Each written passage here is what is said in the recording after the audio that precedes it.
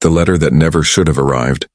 The sun had not yet risen when Sundar Pichai sat alone in his quiet California kitchen, staring at a letter that looked like it had traveled across decades instead of just miles.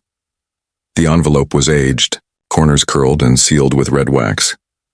It had no return address, only a delicate imprint of a cross. He hadn't touched paper mail in years. Everything important came by email now. But this felt like it held a story. He opened it slowly. To Mr. Sundar Pichai, the time has come.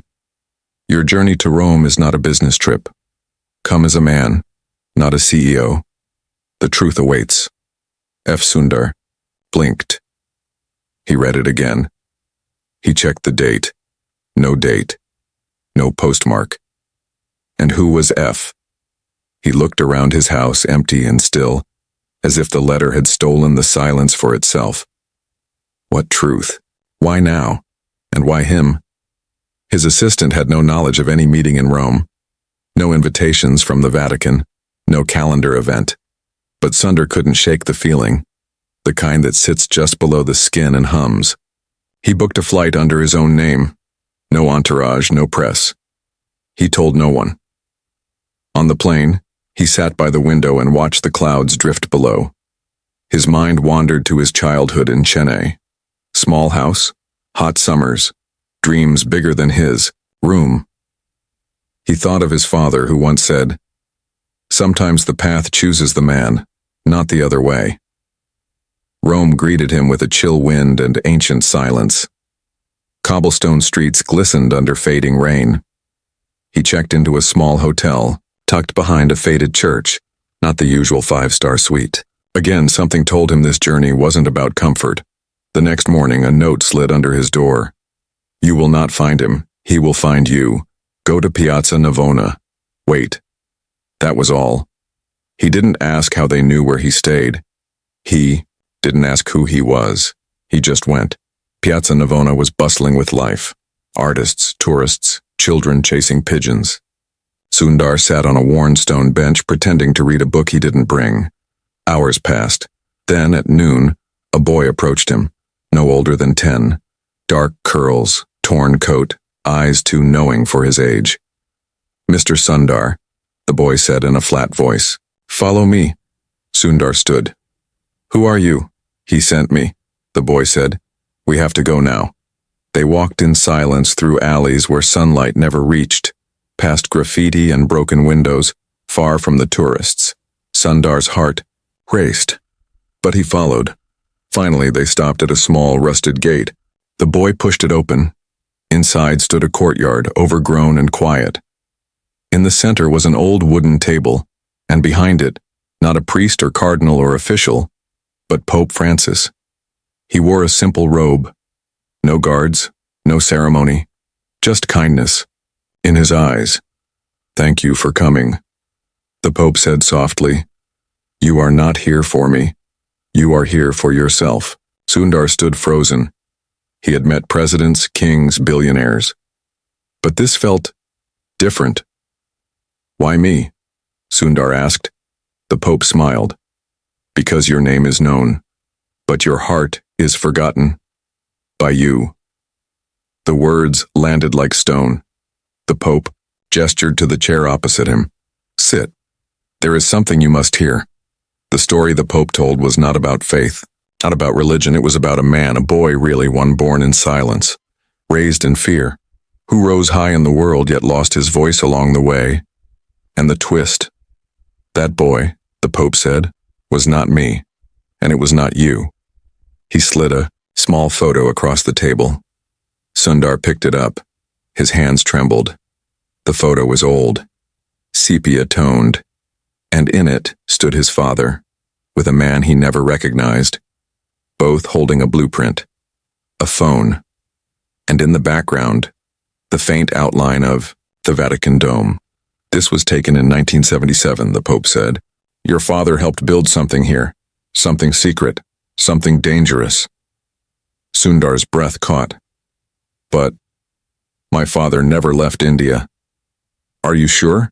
the Pope asked, his eyes suddenly sharp. And that's when Sundar realized something. He didn't know the full story. He never had.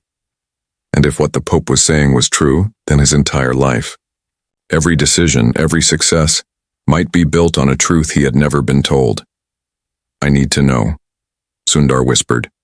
The Pope nodded. You will, but not from me.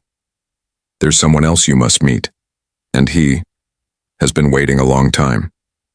Who? Your father. But he's gone. The Pope leaned closer. What if I told you he never died? The man who disappeared twice. The sun had begun to dip low over Rome, painting the rooftops gold, but Sundar's world had turned to gray. The courtyard where he sat felt colder now, not because of the air, but because of what had just been said. His father, not dead? His father, who had quietly passed away when Sundar was barely into his career, whose funeral Sundar had mourned in silence in Chennai, who he had honored at every milestone with quiet gratitude, had never actually died. The photo still sat in Sundar's hand. His fingers were stiff, clenched around the edges, but his mind refused to let it go. The image stared back at him, his father, young, eyes full of the same curiosity Sundar had always carried, standing beside a man whose face was hidden in shadow. Behind them, unmistakably, was the Vatican dome, that haunting, holy silhouette, now pressed against the truth of his past. He had 1,000 questions, but his voice betrayed him. He could barely speak. Pope Francis remained quiet too. He let the silence settle, heavy and slow, the way silence often does when it knows its power. Why would he do this? Sundar finally asked, his voice barely audible. Sometimes, the Pope said gently, a man must disappear to protect something greater than himself. But from what? From who? The Pope's gaze dropped to the table. That you must find out on your own.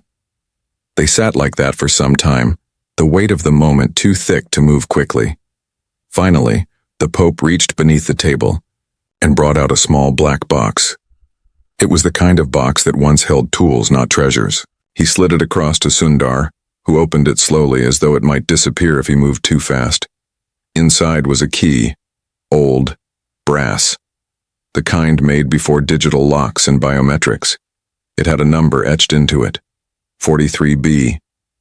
Beside the key lay a piece of folded paper. Sundar opened it with shaking fingers. Stazione Termini Platform 11, Locker 43B Midnight, alone. He looked up at the Pope, but the old man was already standing. You have 3 hours, he said. Will you be there? The Pope shook his head. I will not be, and after this night, you will not see me again. But yet your path is yours now, Sundar. I was only the door. You must choose whether to walk through it. And with that, he turned and walked away, his figure disappearing between the broken stone walls, as if he had never been there at all. The Roman night had grown thick by the time Sundar made his way to Stazione Termini. The station was a place where stories crossed, travelers, wanderers, runaways. He passed a man with a guitar, a girl with a suitcase too large for her arms, an old couple arguing in whispers. But Sundar wasn't there to leave the city. He was there to find something. Or someone. He walked quickly, keeping his head down. Platform 11 was mostly empty, save for a few workers and a sleeping man on a bench. Sundar found the lockers tucked against a far wall, some rusted shut, others hanging open, forgotten. He scanned the row until he found it. B. His hand trembled as he fit the key into the lock. It turned with a soft click. Inside was a single manila envelope. He pulled it out, heart hammering, and opened it. A note, and a photo. The note was written in clean, mechanical handwriting, not his father's. Your father is alive. He is in Istanbul. But they are watching. Your name has kept you safe. His name has kept him hidden. If you want the truth, go to the place where east meets west. Follow the scent of saffron and smoke. Bring no one, not even your mind. Trust no machine. Beneath it, the photo. It was older than the one the Pope had shown him. This one was worn, torn at the edges. But in it, unmistakably, was his father again. Older now, tired, seated in what looked like a cramped workshop, surrounded by wires and strange blueprints. Beside him sat a man with piercing eyes, and something about the way they both looked at the camera made Sundar feel watched. Even now. He stared at the photo for a long time. Then he read the note again. Trust no machine. He thought about that. It felt like a warning. Or maybe a challenge. The world he had helped build, one of code, circuits, cloud, and control, might be exactly the world his father had run from. And if his father had gone into hiding, what had he built that was dangerous enough to silence? The next morning, Sundar boarded a flight to Istanbul. He didn't tell anyone. No security, no assistant. Just him and the questions clawing at his mind. He arrived in a city that felt like a heartbeat, ancient and restless, caught between two worlds. The streets were alive with smells of spices and sound. Calls to prayer echoed from stone minarets. Boats drifted along the Bosphorus like memories too heavy to sink. He walked for hours, unsure of where to begin. He visited bazaars where the air was thick with incense, followed alleys where narrow doors opened to tea houses filled with old men and secrets. Finally, he found the clue. In a quiet shop that sold old radios and broken clocks, Sundar noticed something on the back wall, a drawing, faded and yellowed. It was the same blueprint from the photo in the locker. He stared at it until a voice interrupted him. "You're late," the shopkeeper said. Sundar turned. The man was tall, thin, eyes clouded but sharp beneath thick eyebrows. "Do I know you?" "No," the man said. "But your father does." "Where is he?" "Safe, for now. He sent me." "Why all this? Why hide from me for so long?" The man looked at him for a long time, then said, "Your father didn't hide from you. He hid from what you were becoming." That line struck harder than Sundar expected. "What do you mean?" "Your father feared the machine," the man said, "but you became its king." Sundar's chest tightened. "He was proud of what I did." "He was proud of your heart," the man said softly. "But he feared what your mind would do when it forgot how to listen." In the back room of the shop, the man handed Sundar a package wrapped in cloth. Inside, a journal. Sundar opened it slowly, every page filled with sketches, equations, diagrams, and messages addressed to him. They began when Sundar was a boy, page after page, written in his father's voice. Thoughts, doubts, warnings. "Today you turned 12. I watched you take apart a calculator and turn it into a radio. You are brilliant, but brilliance without humility becomes something else, something dangerous. Today, I saw your face in a newspaper. You stood beside men who speak of progress, but never pause. I hope your eyes still see the people, not just the numbers. If you are reading this, it means I failed to stop the future I feared." Sundar's eyes burned. Page after page his father had written as though speaking through time, and he had never read any of it. Until now, Sundar turned the final page. There was a map. No words, just a red mark near the sea. He looked at the man. "Is this where he is?" The man nodded once. "But you must understand. If you go to him, nothing will be the same again. You will have to choose." "Choose what?" "Between the world you've built and the one he never stopped protecting." And as Sundar walked into the night, the journal clutched to his chest, he felt something he hadn't felt in decades. Not fear, not confusion, but awe. Because for the first time in years, he didn't know what was coming next. And that, somehow, felt right. The house beneath the sea wind. The sea always has a way of reminding people how small they are. Sundar stood on the edge of a forgotten cliff in northern Turkey, staring out at the restless waters of the Black Sea. The wind whipped hard against his face, dragging salt into his eyes, tearing at his coat as if trying to push him back, warning him to stop. But he didn't stop. He had followed the hand-drawn map in his father's journal. It led him beyond Istanbul, beyond the boundaries of logic, into a part of the world where maps ended and stories began. No GPS, no signal, just instinct, ink, and a voice in his memory that sounded like his father's. Steady, careful, full of secrets. Below him, down a steep path carved into the rock, was a cottage that looked like it had been swallowed by the earth and then spit back out. Part of the roof was stone. The other part was rusted tin. Windows were small and cracked. A crooked chimney released a faint wisp of smoke.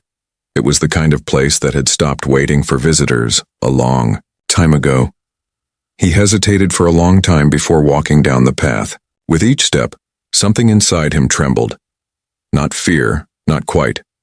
It was the weight of 1,000 unspoken questions pressing down all at once. He knocked.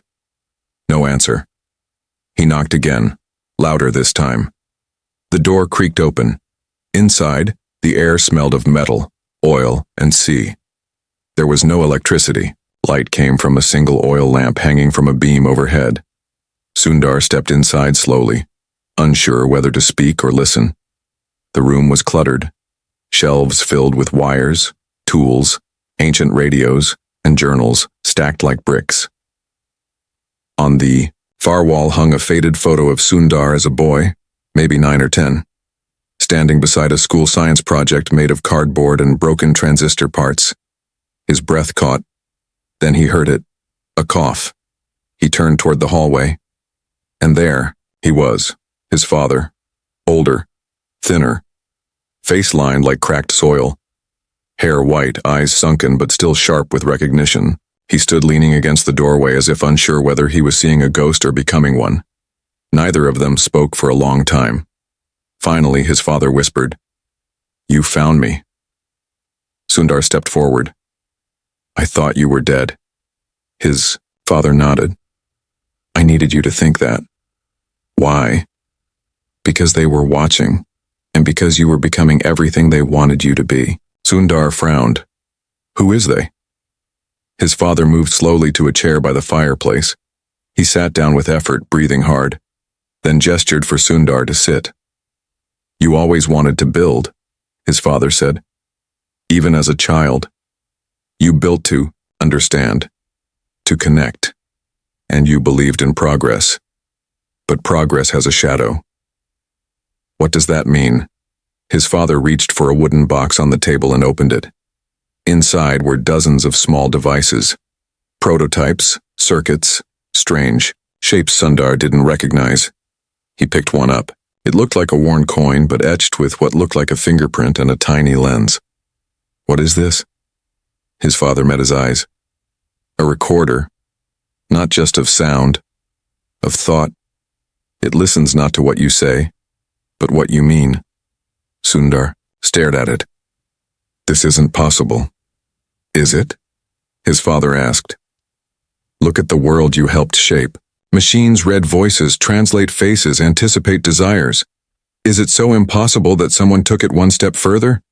But why hide this? Why fake your death?" His father's voice dropped. "Because this was never meant to be built. It was a mistake, and not just mine." The fire crackled softly. Shadows danced across the walls. Sundar felt as if time had slowed, as if they had stepped outside the world entirely. "In the 1970s, his father continued, "I worked with a group of engineers who believed in something radical. We called it the Empath Project. The goal was to create a device that could record not only experiences, but emotions. The idea was simple. If we could understand what someone truly felt, we could prevent conflict, heal trauma, build peace." He paused, but it didn't stay simple. Governments wanted to weaponize it. Corporations wanted to monetize it. And the more we built, the more we realized. We were building a machine that could steal the soul. Sundar's mouth was dry. "What happened?" "Some of us tried to destroy it, others disappeared. I ran, changed my name, erased everything, but I kept the journal. And one prototype."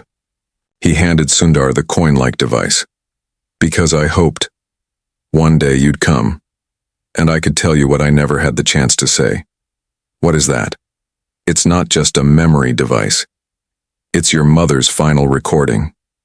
Sundar's heart stopped. You recorded her? Before she died? She asked me to. She wanted to speak to you when you were ready to understand. Hands shaking, Sundar turned the device over. There was no button, no switch. His father touched the center of the coin. It pulsed softly with a light so dim it felt like breath. Then, the room filled with her voice. It wasn't sound. It was something deeper. Her voice didn't just speak. It unfolded inside him. Warm, patient, filled with a love that reached across time. My son, her voice said, if you are hearing this, it means your father kept his promise. And you have become a man who seeks the truth even when it hurts. I want you to know, I was never angry that you left. I knew you had to, but I feared the world would change your heart. Not make it hard, but quiet. You were always kind. Even as a boy, you looked at people, really looked. That is a gift, Sundar. One the world will try to take from you. But it is yours. Keep it. And if one day you must choose between being great and being good, I hope you choose good. The voice faded. The light dimmed. Sundar sat still, unable to move, his mother's words sinking deep into the cracks of his memory. Why show me this now? He whispered. His father looked at him, eyes full of something like sorrow. Because the world is standing on the edge again, and you are one of the few who can pull it back. But only if you understand the price of silence, and the cost of forgetting where we come from. Later that night, Sundar stood outside the house, staring at the sea again. It was the same ocean, but it felt different now. It no longer looked vast. It looked old, like it had seen everything, known everything, and carried every secret, ever whispered into the wind. His father came beside him, shoulders wrapped in a blanket. You could stay? He said. I can't. I know. They'll come for you, Sundar said. His father nodded. They already have. Sundar turned. What does that mean? I made a mistake, his father said.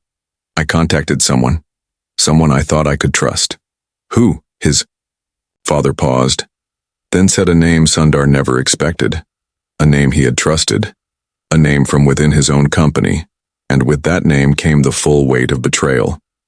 In the distance, a light flickered on a boat just off the coast. Another flashed in response from the cliff above. His father looked up. They're here.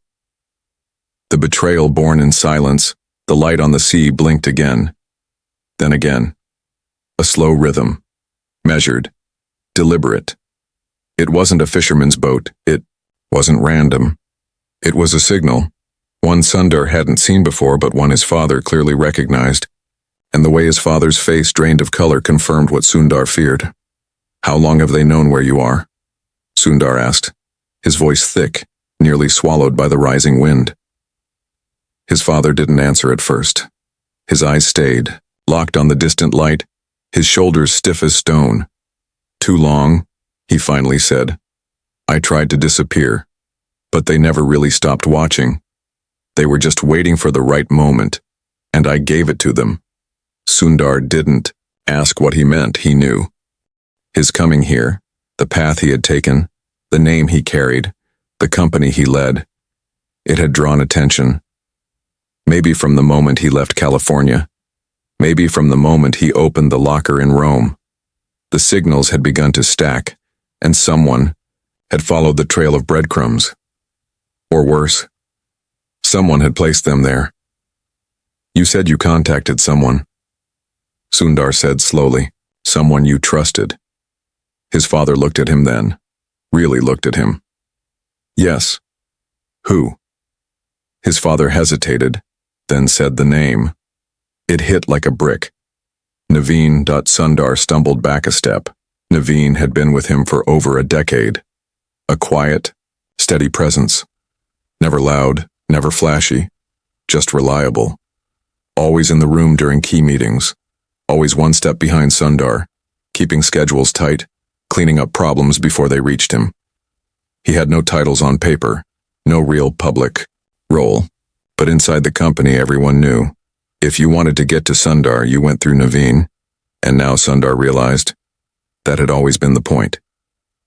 I told him where I was because I thought he could help protect you, his father said. I didn't know what he had become. Sundar's mind reeled. But why? What would he gain? His father took a long breath, the kind that seemed to steal air from the entire room. Because he believes in the machine, completely, blindly, and because he was part of the empath project too. The words shattered something inside Sundar. What? His father nodded grimly. Naveen wasn't just a colleague. He was one of the architects. We worked together for years before you were born. But when I tried to shut it down, he didn't. He believed it was the future, that the human mind could be not only read, but shaped. Why wouldn't he tell me? Because he needed you. Your position, your power. Your name gave the machine a human face, a kind one, a trustworthy one. But I never approved anything like this. Not directly, his father said softly. But it was never about direct orders. It was about culture, about ambition, about letting the machine think for itself, and then standing back while it grew teeth. The pieces started to click in Sundar's mind. Small things, forgotten meetings, unexplained funding for certain teams, a project in Zurich that had once been described as experimental voice mapping. Now he saw it differently. The sudden push to acquire companies that dealt with emotion recognition, behavior prediction, passive data capture. All of it had felt abstract, far off. Now it felt real and close. He clenched his fists. He used me. His father didn't say, yes, he didn't need to. So what do they want now? Sundar asked. His father looked back toward the sea. The boat had begun to move, slow and deliberate, toward the shore. They want the original device, he said. The one you now carry, the prototype in your pocket. Your mother's voice, her thoughts, her memories. They need it to complete the cycle. Why? Because it's the only version that can't be reverse engineered. It was made without digital replication, no servers, no cloud, just one mind, stored perfectly. It is both a proof and a key. A key to what? His father looked him in the eye. To turning the human brain into a network node. The words felt impossible, like something from fiction. But Sundar's instincts didn't flinch. He had seen the direction the world was heading. How fast things moved now. How much of people's lives were already guided by invisible logic, recommendation algorithms, predictive text, targeted emotion. How privacy had become a myth sold back to people as a feature. How even silence was now interpreted, categorized, processed, and now someone wanted to go further. To turn minds into code. To connect not just devices, but people. Not to each other. To the machine. We have to destroy it, Sundar said. His father shook his head. You can't, not now. They're too close. If you destroy it, they'll come for you, and for everyone who's helped you. But if you give it to them, you'll lose everything. Then what's the answer? His father reached into his coat and pulled out a small notebook. Not the same journal. This one was smaller, leather-bound. He handed it to Sundar. Your mother left this too. She wrote it before she passed, in the weeks after the prototype was finished. It's not just about you. It's about the decision you must make now. Sundar opened it. The first page was a letter. Handwritten. Soft script. He read it aloud. If the world ever asks you to trade truth for control, kindness for certainty, or love for progress, choose truth. Choose kindness. Choose love. Even if it costs you everything, especially then. He closed the notebook. What do I do now? He asked. His father's eyes were damp. You choose. They didn't have much time. The boat reached the shore. Men emerged, dressed like locals, but with posture too straight, movement too rehearsed. Not government, not official. Something worse. Private Naveen was with them. He stepped onto the rocky shore as if he owned it. His eyes locked onto Sundar's. He smiled. So this is where the road ends, he said softly. Sundar didn't move. No, he said. This is where it begins. You're going to fight this? Naveen asked. You don't even understand what you're holding, what we could build. It's not about control. It's about peace, unity, a world without lies. A world without choice, Sundar replied. Choice is chaos. No, Sundar said, his voice rising, steadier now. Choice is what makes us human. Naveen stepped closer. Give me the device. Sundar reached into his pocket and held up the prototype. Then, with his other hand, he pressed a small switch on a second object, a backup recorder hidden in the folds of his coat. A signal burst into the sky. Not digital, analog, shortwave. His father's old system, built in silence, buried in static, activated from the cliffs above. A frequency too old to trace, too deep to block. It wasn't sending data. It was broadcasting truth. His mother's voice. Again.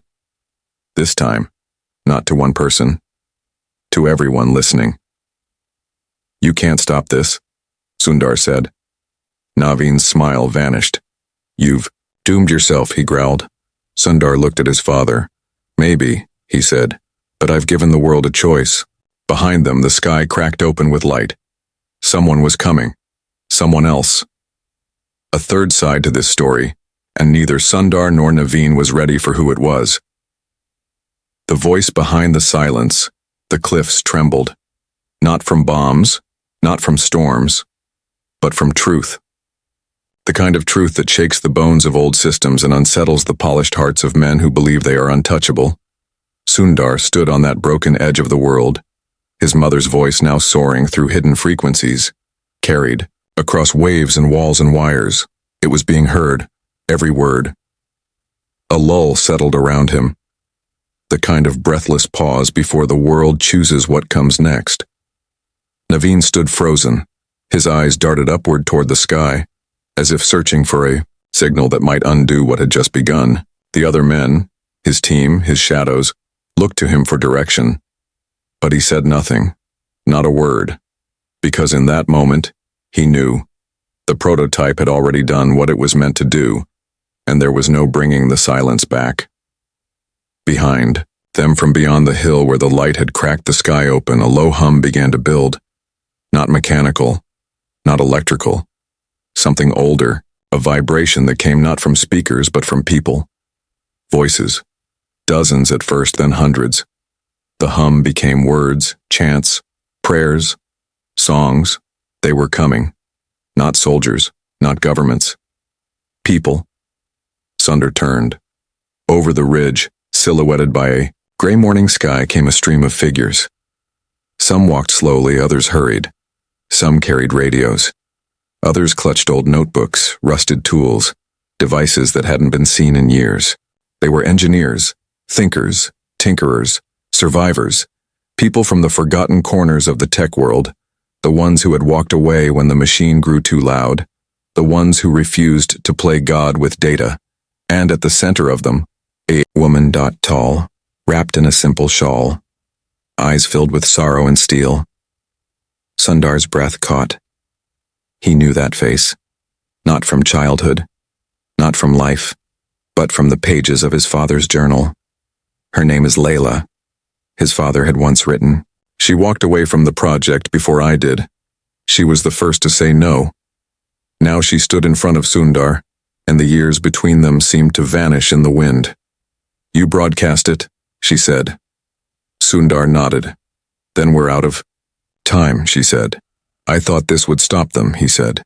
The truth, her voice. Layla looked at the sea, her expression unreadable. Truth wakes the soul, she said. But it doesn't stop the machine. They built it to outlive conscience, to grow faster than fear. Then what do we do? She turned to him. We give the world a new blueprint, not a machine, not a product, an idea. Inside the cottage, his father cleared a space on the floor. Layla stepped forward and unrolled a cloth bundle. Inside were blueprints, not digital, not encrypted, just ink and paper drawn by hand. The lines were complex but elegant. Sundar knelt beside them, his eyes scanning quickly. What is this? He asked. It's what we were supposed to build, Layla said. The real empath. Not to read minds, not to record thoughts, but to mirror emotions, to help people feel each other, without words, without manipulation. His father added, "We wanted to create something that reminded people of their humanity, not replaced it." Sundar stared at the blueprints. They looked impossible, delicate, fragile, like they belonged in a museum or a story. "Does it work?" "We never finished it," Layla said. "We ran, we hid, we buried the pieces. But you, Sundar, you might be the one who can finish it, because you know their world. And now, you've seen ours." Naveen stood in the doorway, silent. "Until now." "And if I stop you?" he asked. His voice was low, steady. But something had cracked in it. Sundar rose slowly. "Then you'll silence the one thing that could save the future you claim to want." "The machine doesn't need saving," Naveen replied. "It needs leadership, precision, order. You know what chaos comes from emotion. You've seen the ugliness of the human heart. We have a chance to rise above it." "No," Sundar said. "You want to rise beyond it. I want us to return to it." The two men stared at each other, no longer CEO and advisor, no longer partners, but mirrors. One shaped by faith in data, the other now guided by the soul of a mother who had spoken beyond the grave. Outside, the voices grew louder. People gathered. News had traveled fast and faster than anyone expected. Even without algorithms, even without trending pages or digital alerts, the human voice still knew how to echo. Some carried signs.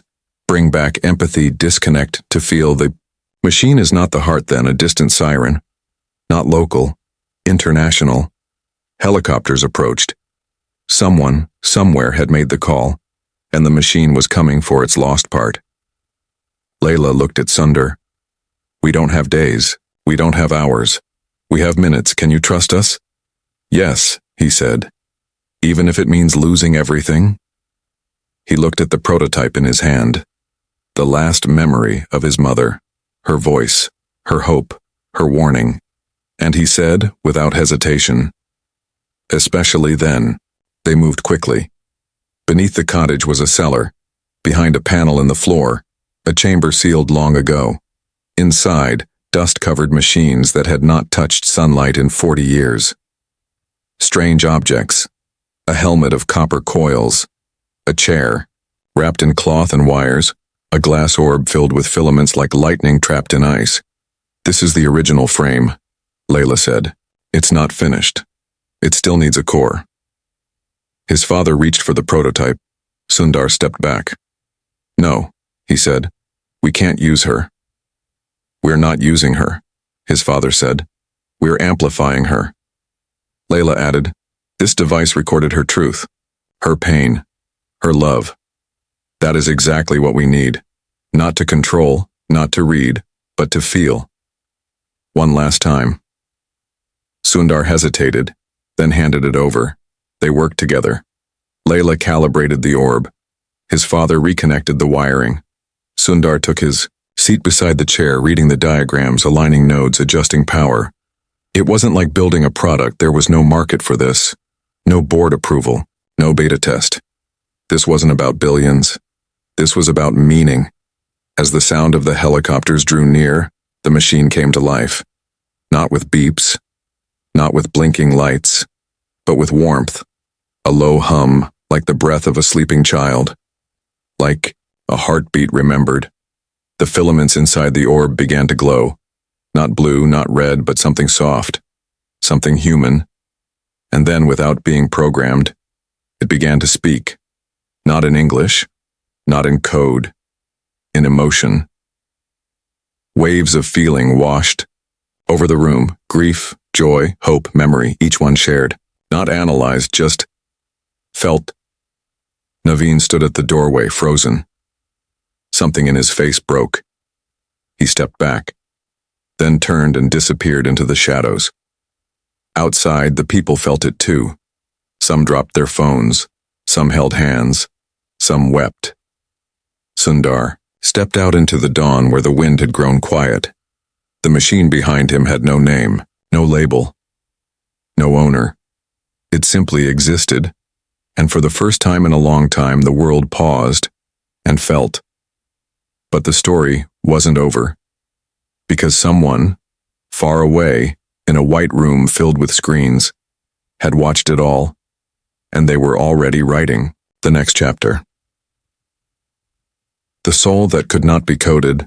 The sun rose slowly over the edge of the Black Sea, lighting the sky with streaks of soft gold and bruised pink. It was the kind of dawn that felt fragile, like the world itself was unsure whether to begin again. The old machine inside the cellar hummed quietly beneath the floor, its glow still pulsing with the last echoes of a voice that had waited decades to be heard. Sundar stood alone on the cliff's edge, eyes closed, feeling the warmth of the new day. But his heart was not light. It was heavy with questions that had no simple answers.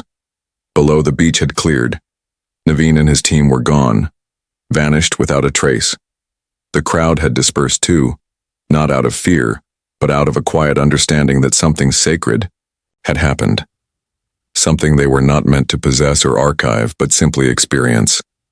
A brief and fragile return to feeling, before the noise of the world would try to swallow it again. Behind him, Layla stepped outside, arms wrapped around herself as if shielding the last warmth of the night. Her eyes met his, and for a long moment they said nothing, because words would only shrink what they had just witnessed. Later that morning, they sat at the old wooden table in the cottage. His father had barely slept. Neither had Sundar.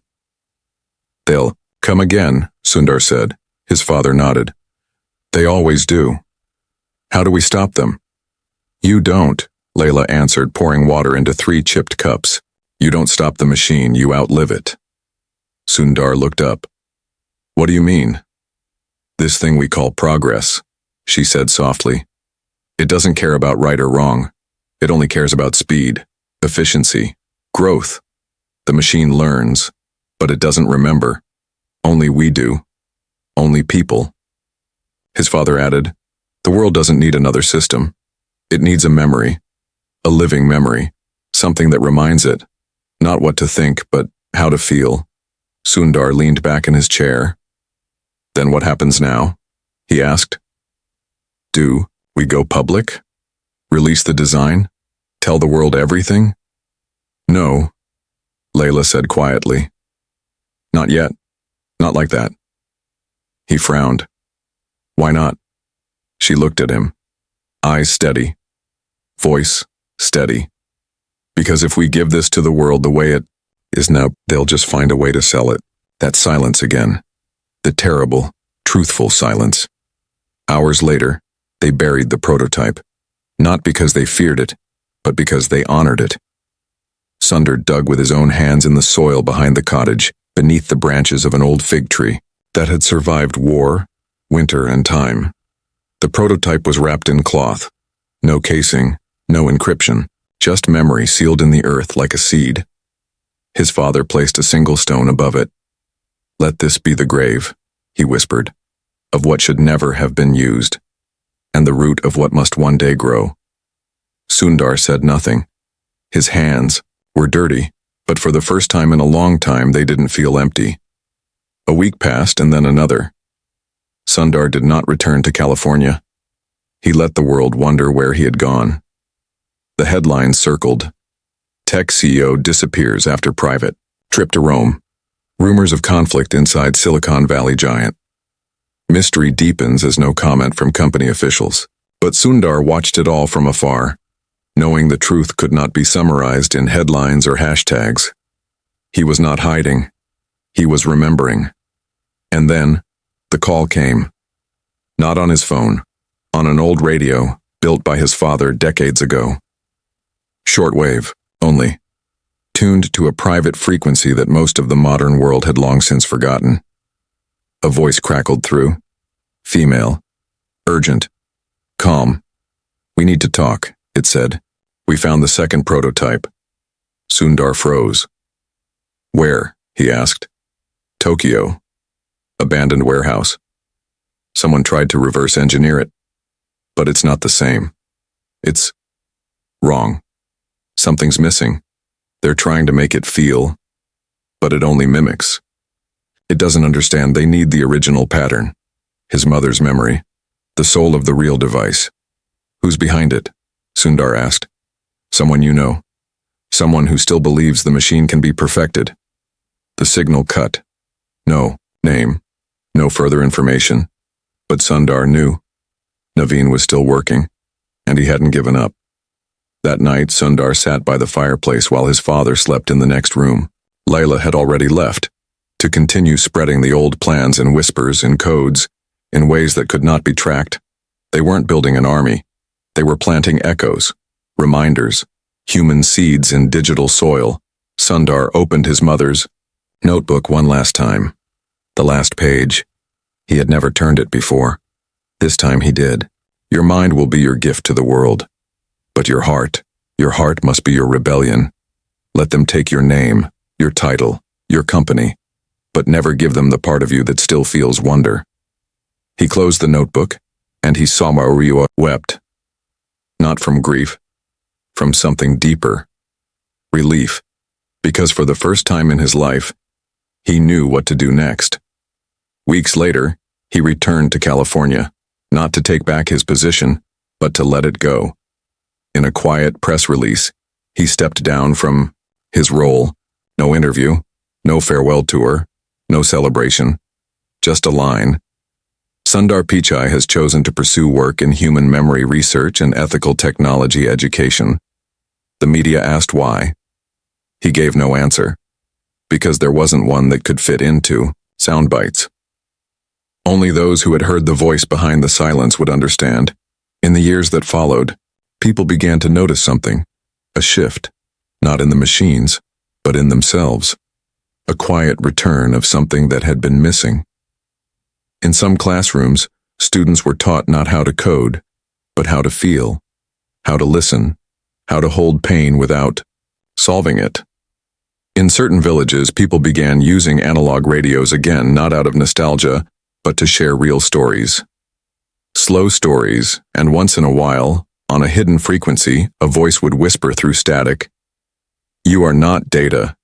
You are not product. You are memory. You are heart. You are the soul that cannot be coded." And Sundar, he became a traveler, a teacher, sometimes seen in the back of small halls listening to others speak, sometimes walking alone on dusty roads with only a notebook in his hand. But wherever he went, he left behind something that could not be traced, only felt. Because when Sundar Pichai met Pope Francis, he did not just discover a secret. He remembered who he was, and that truth, not the machine, is what changed millions of lives forever.